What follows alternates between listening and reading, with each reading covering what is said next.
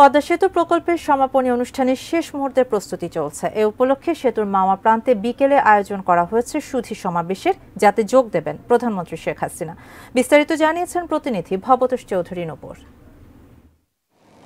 যে স্বপ্ন ধারণ করে গড়ে উঠেছিল পদ্মা সেতু, সেই স্বপ্ন এখন দুর্বার গতিতে এগোচ্ছে।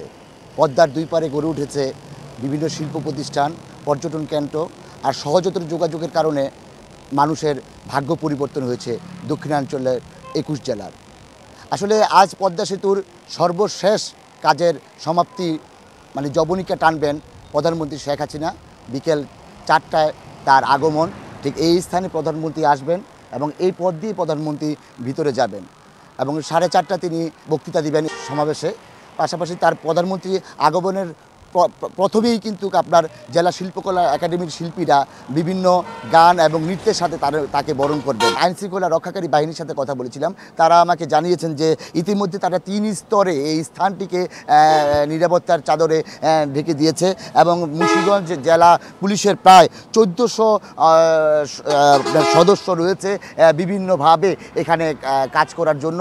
পাশাপাশি রয়েছে আর্মি, র্যাব এবং বিজেপি সহ বিভিন্ন দেশের আইনশৃঙ্খলা বাহিনী এবং গোয়েন্দা সংস্থারা। এই ছিল প্রধানমন্ত্রীর এই সভাস্থল থেকে মাওয়া থেকে সর্বশেষ পরিস্থিতি।